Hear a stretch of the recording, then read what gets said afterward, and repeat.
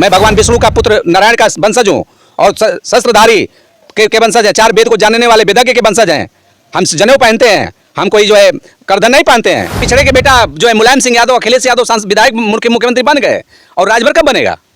राजभर कब बनेगा बताइए? राजी नहीं बचा, उसकी 5 लाख सेना नहीं बची, उस राणा विजय को चैलेंज करके कोई भारत में जो है नहीं बच पाएगा। हमको ये लोग भीख मांगे हैं देश के अंदर, तो इनके लड़के IAS IPS और PCS और डॉक्टर इंजीनियर वकील हैं।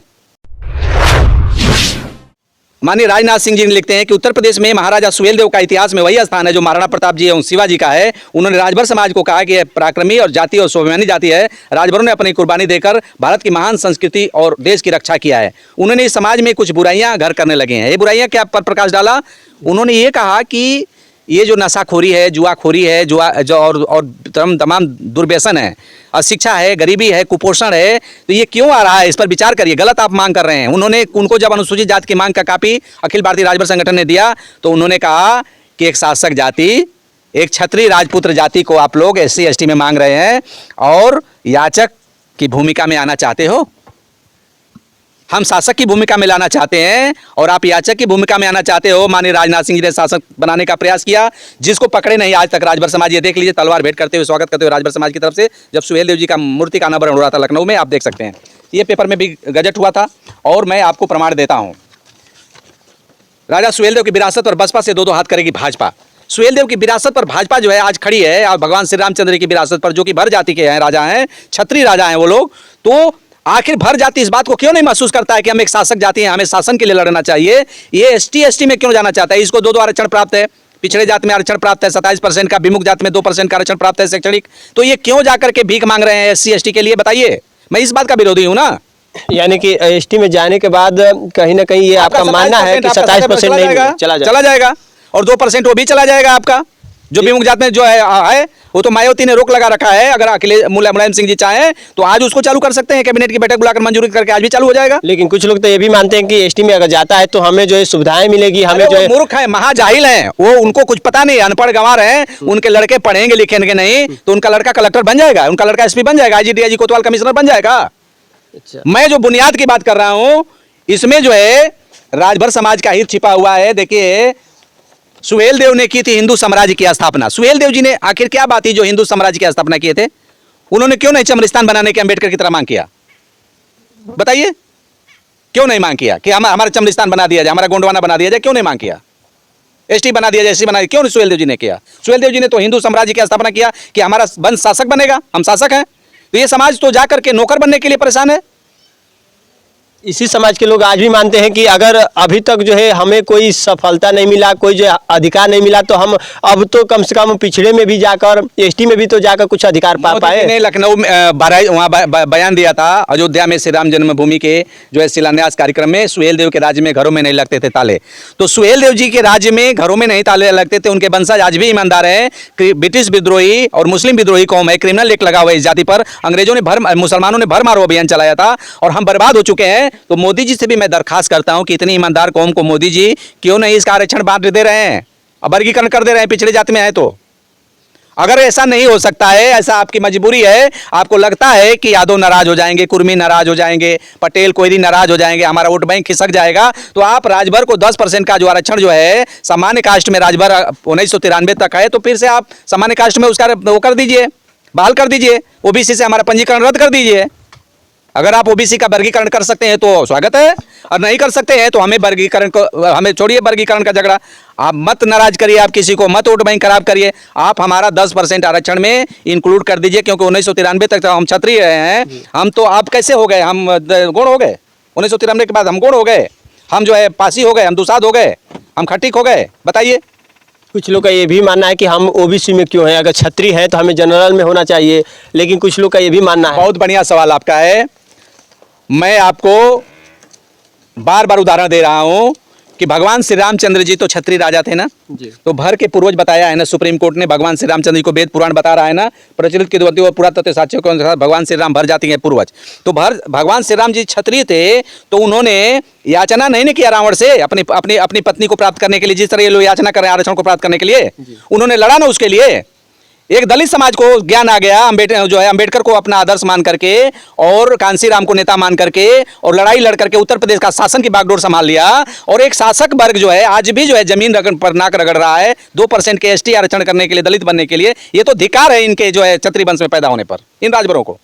अभी तो ओबीसी में भी लोग आए हैं, तो ये भी मानते हैं कि ओबीसी में भी अगर कुछ कल्याण नहीं हो रहा है तो एसटी में भी जाए तो कुछ भला हो जाए। ये लोग भी सोच रहे हैं। पलायनवादी रहेगा उसका कभी कल्याण नहीं होगा। आप देख लीजिए, इन क्षत्रियों का, राजभर क्षत्रियों का कल विकास हुआ, कल्याण हुआ, पढ़े लिखे, इन्होंने संघर्ष किया। इनकी फोटो है, ये राष्ट्रीय सम्मेलन की जबलपुर मध्य प्रदेश कटनी की, इन पर नाम लिखा हुआ है। लिखा है आचार्य शिव प्रसाद सिंह राजगुरु जी के अपने आईडी से लगा हुआ है फेसबुक की। लिखा है 5 दिसंबर 1916 को ये लिखे हैं कि हमारे यहाँ कुछनेर जबलपुर मध्य प्रदेश में 1962 में 4, 5, 6 जून को अखिल भारतीय राजभर क्षत्रिय महासम्मेलन हुआ। इस चित्र में महंत श्री भोलादास जी, महात्मा महादेव राय, श्री राम दुलारे देशमुख, देश सेवक श्री राजेंद्र प्रसाद जी, संपादक राजभर संपादक श्री जोगराज सिंह, गांधी जी के शिष्य राय बहादुर सिंह, श्री राजेंद्र सिंह व्यवहार, श्री बाबू लल्ला सिंह जी, यहाँ राजभर समाज के विभिन्न परगनों के मुखिया। बाएं तरफ कोने में टोपी पहने हुए मेरा चित्र है। अब इन लोगों को बहुत हमारे बीच नहीं है। ये बताइए कि इनके परिवार से ज़्यादा संपन्न हो जाएंगे ये लोग एसटी में जाकर के। ये लोग तो सिंह लिखे हैं अपना टाइटल, राजभर क्षत्रिय लिखे हैं, सिंह लिखे हैं, और आज भी इनके परिवार में अधिकारी हैं, बड़े बड़े पोस्ट पर हैं। मैं गया था तो इनके परिवार में राजेंद्र प्रसाद राजभर जी के परिवार में कमिश्नर साहब मिले, कमिश्नर मिले लखनऊ में जो है, डिप्टी कमिश्नर उनके लड़के मिले। तो क्या उन्होंने संघर्ष किया तब ना डिप्टी कमिश्नर बने हैं कि भीख मांगे हैं? 2% का आरक्षण के लिए भीख मांगे हैं लखनऊ में जाकर के, और जो है 4 बाग में मिल ले जिसको मिलना है उनसे। ये लोग भीख मांगे हैं देश के अंदर। तो इनके लड़के IAS IPS और PCS और डॉक्टर इंजीनियर वकील हैं। ये लड़े हैं, पढ़ाई किए हैं, संघर्ष किए हैं, लड़े हैं, समाज में अपने को जो है स्थापित किए हैं, अन्य जातियों के मुकाबला किए हैं, तब ना आज इनका नाम इतिहास में दर्ज है। लेकिन इतने आप बेबाकी से बातें रख रहे हैं, और अभी भी जो अगर देखा जाए तो जहां जनरल में होना चाहिए राजभर जो, लेकिन अभी भी ओबीसी के बाद अब एसटी में होने जा रहा है, जहां ओम प्रकाश राजभर का पूरा प्रयास है, उसके साथ पूरी जनता है, उनके जो है पूरे समाज के लोग उनका सपोर्ट कर रहे हैं। तो कहीं ना कहीं क्या लग रहा है कि आपकी बेबाकी बातों को जो है लोग अभी विरोध कर रहे हैं कि आप ऐसा काम कर रहे हैं, आप पे ही अच्छा ये बताइए कि अशोक सिंघल जी, परम पूजनीय अशोक सिंघल जी को मैं चरण बंदन करता हूं, अंतर्राष्ट्रीय अध्यक्ष विश्व हिंदू परिषद के। उन्होंने सुहेल देव जी के सत्कर्मों को और उनके शौर्य पराक्रम को और नमन किया, और राजभरों के शौर्य पराक्रम को नमन करते हुए कहा लखनऊ में 2014 में माननीय राजनाथ सिंह जी के साथ, मैं फोटो दिखाता हूं, उन्होंने कहा कि राजभर कौम इतनी पराक्रमी और स्वाभिमानी जाती है कि ये हमारे भाई, सगे भाई बहन जो कि वो ब्राह्मण समाज के हैं, लेकिन उन्होंने कहा कि हमारे ये भाई बहन पूजन और अभिनंदन के पात्र हैं। तो सत्कर्म किए तब ना उन्होंने कहा कि पूजन और अभिनंदन के पात्र हैं, कि कुकर्म करेंगे तब कहेंगे कि पूजन और अभिनंदन के पात्र हैं।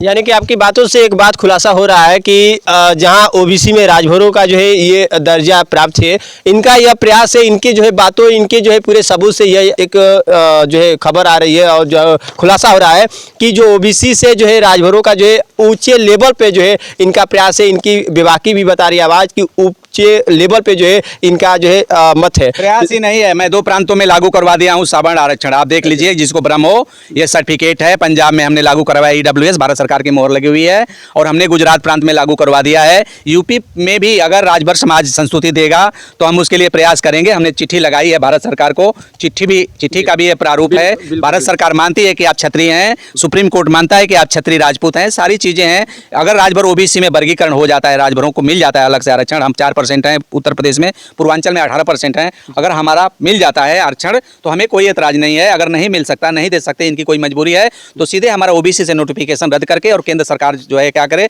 कि हमें सामान्य में कर दे। और हम इसके लिए राजभर समाज से जनमत तैयार कर लिए हैं। बनारस में हमने राष्ट्रीय अधिवेशन की सम्मेलन किया था, राजभर क्षत्रिय सम्मेलन, भारतीय क्षत्रिय सम्मेलन जो है 2021 में सारनाथ में, और सारनाथ में बहुत बड़ा कार्यक्रम हुआ था। राजभर समाज ने हम लोगों को संस्तुति दी। हम अपने मन से कोई काम नहीं करते हैं, राजभर समाज ने संस्तुति दिया था, उसके आधार पर पत्र व्यवहार हुआ। ये चिट्ठी आई हुई भारत सरकार की, और 6 विभागों में चल रहा है अभी भी। अगर ओबीसी में वर्गीकरण नहीं होता है तो सीधे हम सामान्य जाति के लिए जो है राजभर समाज से संघर्ष करने के लिए दरख्वास्त करेंगे, और प्रधानमंत्री जी से चल करके मांग करेंगे, लिखित मांग करेंगे कि हम लोग को जो है आप जो है सामान्य कास्ट में डाल दीजिए। क्या लगता है कि आप जो है ओबीसी से सामान्य में सक्षम हो पाएंगे करने के लिए, क्योंकि सभी लोग तो आरक्षण जो है एसटी में जो है सब लोग का मत है, सब लोग जो है सपोर्ट कर रहे हैं, आपके साथ देखा जाए तो इस समय कम ही लोग सपोर्ट है, क्या सब लोग हम आपके साथ सुहेलदेव आएंगे? राजा सुहेलदेव राजभर के वंशज हैं। आप राजा सुहेलदेव राजभर को सम्मान दिलाने के लिए मैंने अपने प्राणों की बाजी लगा दिया, 2-2 बार जेल गया। 33 मुकदमे मेरे ऊपर हैं सम्मान में, राजभर समाज सुहेलदेव के सम्मान में और तमाम दलितों पिछड़ों वंचितों के सम्मान में। आप देख सकते हैं कि मैं लखनऊ में जाकर के डंके की चोट पर सुहेलदेव जी की मूर्ति पर जो है बोर्ड लगवा दिया, और बोर्ड लगवा करके उत्तर प्रदेश के मुख्यमंत्री योगी आदित्यनाथ जी से हम लोगों ने दरख्वास्त किया, उन्होंने सुहेलदेव राजभर चौराहा घोषित कर दिया। आप देख सकते हैं, तो सुहेलदेव के वंशज हैं। सुहेलदेव के वंशज कभी हार नहीं मानते, और सुहेलदेव ने अगर हार मान लिया होता तो आज भारत इस्लामिक राष्ट्र होता, हिंदू राष्ट्र नहीं होता, सनातन का देश नहीं होता। और आपको बता दूं कि जम्मू कश्मीर से लेकर के और काशी तक जो है आकर के रौंदता हुआ चला आया। बहराइच क्षेत्र अवध क्षेत्र में मारा गया सलार गाजी एक 5 लाख फौज के साथ, तो उनके खून हमारे रगों में बह रहे हैं, राजा सुहेलदेव राजभर के।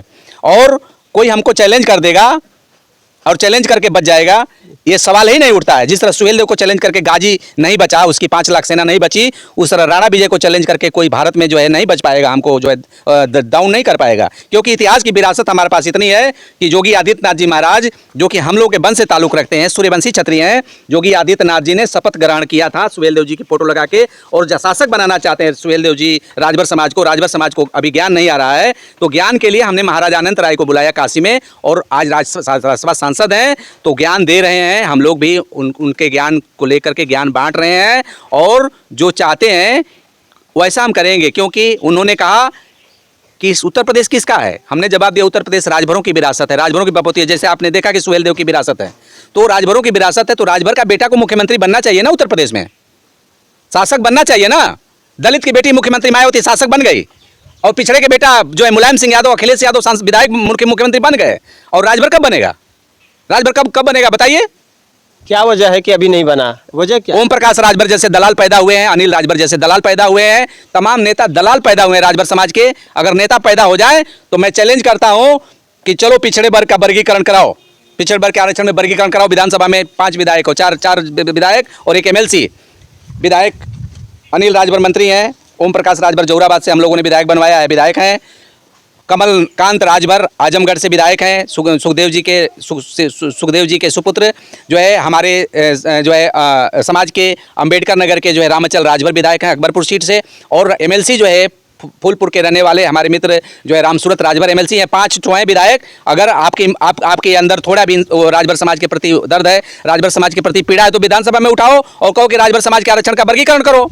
मुख्यमंत्री जी आप वर्गीकरण करिए, बिना वो के अगर वर्गीकरण नहीं कर सकते हैं तो निकाल करके हमको जो है सामान्य में कीजिए। हम तो क्षत्रिय जाति हैं ना, हमारे वंश से माननीय राजनाथ सिंह जी ताल्लुक रखते हैं, हमारे वंश से योगी आदित्यनाथ जी ताल्लुक रखते हैं, हमारे वंश से जो है BP सिंह राजा विश्वनाथ प्रताप सिंह ने डंके की चोट पर बनारस में खड़ा होकर काशी में कहा कि हम राजभर जाति के संतति हैं, ताल्लुक रखते हैं। 36 क्षत्रिय जातियां राजभर के वंश से ताल्लुक रखती हैं। पूरे अवध क्षेत्र की जातियां, क्षत्रिय जातियां, राजपुत्र जातियां राजभर से ताल्लुक रखती हैं। पूरे भारत की जातियां राजभर से ताल्लुक रखती हैं, क्षत्रिय राजपूत जातियां। तो क्या डर है? हम तो डंके की चोट पर कहते हैं। हमको सुप्रीम कोर्ट से मनवाए, भारत सरकार से मंगवाए, उत्तर प्रदेश सरकार से मनवाए, हमने शासनादेश जारी करवाया।